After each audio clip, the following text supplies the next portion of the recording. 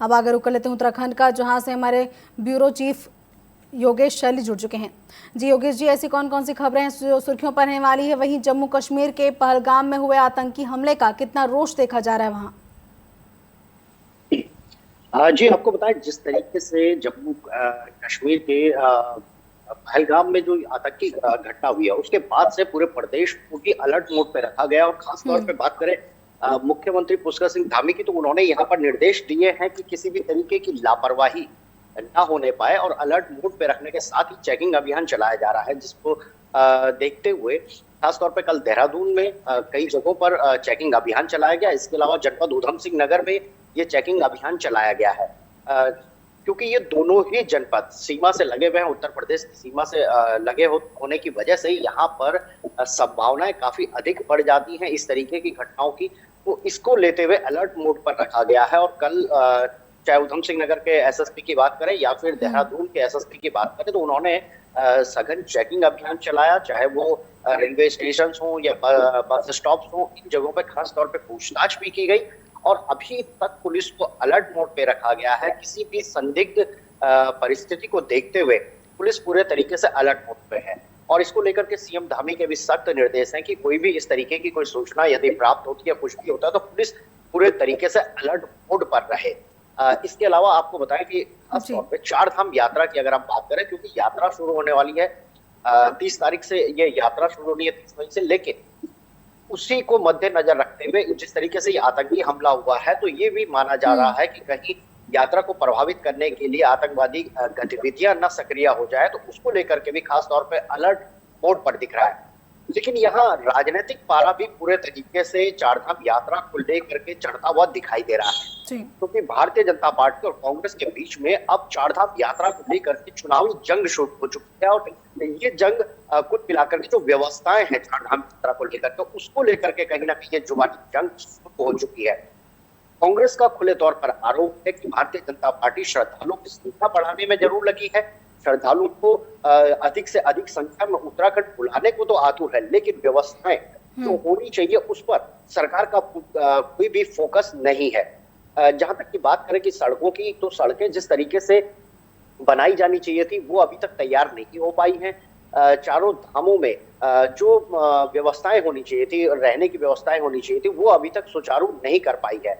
तो ऐसे में विपक्ष का सवाल उठाना लाजमी जरूर बन जाता है। वहीं भारतीय जनता पार्टी के प्रदेश अध्यक्ष ने खुद इस पर अपना जवाब देते हुए कहा कि कांग्रेस हर बार 4 धाम यात्रा से पहले इस तरीके के प्रोपेगेंडा करती है और जनता को भ्रमित करने का काम करती है।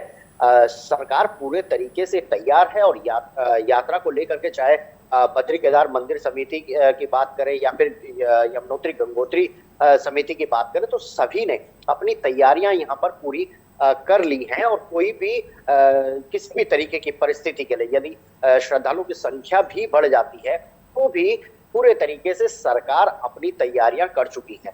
आपको बताएं कि इसको लेकर, यात्रा को लेकर के खासतौर पर सुरक्षा की अगर हम बात करें, तो सुरक्षा को लेकर के भी सरकार ने इस बार कई ठोस कदम उठाए हैं, जिसके लिए खासतौर पे जो वाहन बाहर से आने वाले प्रदेशों से जो वाहन आएंगे, चाहे वो प्राइवेट वाहन हो चाहे वो निजी वाहन हो, उन सभी के लिए ग्रीन कार्ड लेना आवश्यक हो जाएगा। और ये ग्रीन कार्ड सिर्फ इस बात के लिए होगा कि क्या वो पहाड़ों पर वाहन चलाने के योग्य चालक है या नहीं।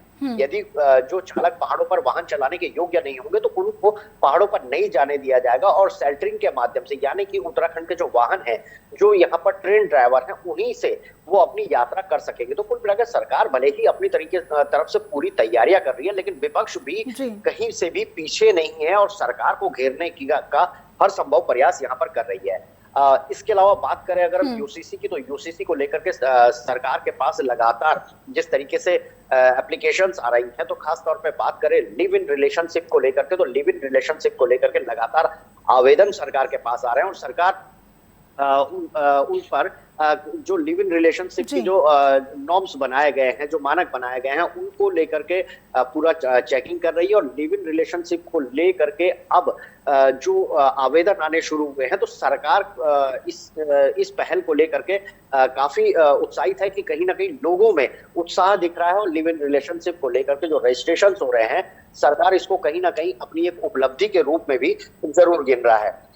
इसके अलावा आपको बताया कि 30 अप्रैल को कांग्रेस एक बड़ी रैली करने जा रही है और ये रैली कांग्रेस की जो संविधान और कानून के साथ भारतीय जनता पार्टी की सरकार खिलवाड़ कर रही है उसको लेकर के कांग्रेस की बड़ी एक रैली 30 अप्रैल को होने जा रही है, जिसमें कांग्रेस के कई बड़े नेता इस रैली में शामिल होंगे और सरकार के खिलाफ पूरे तरीके से उग्र रैली के रूप में ये रैली निकाली जाएगी। इसका आगाज कल एक प्रेस वार्ता के दौरान कांग्रेस नेता सूर्यकांत धस्माना ने किया है और 30 अप्रैल को एक बड़ी रैली कांग्रेस के द्वारा यहाँ पर की जाएगी, जिसको लेकर के प्रशासन को भी पूरे तरीके से अलर्ट कर दिया गया कि किसी भी तरीके की इसमें गतिविधि हो सके, तो ऐसे में पुलिस को अलर्ट मोड पर रहने के निर्देश दिए गए हैं। जी बिल्कुल, जो है कांग्रेस लगातार प्रदेश की बिगड़ती कानून व्यवस्था को लेकर सरकार पर सवाल उठा रही है। फिलहाल तमाम जानकारियों के लिए आपका धन्यवाद।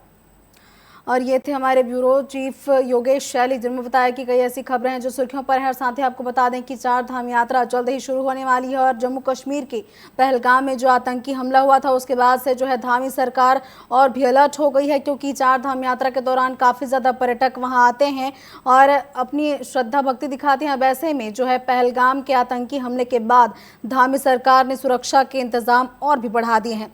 रिपोर्टर लाइव में फिलहाल बस इतना ही। आप बने रहिए TV 24 के साथ। नमस्कार।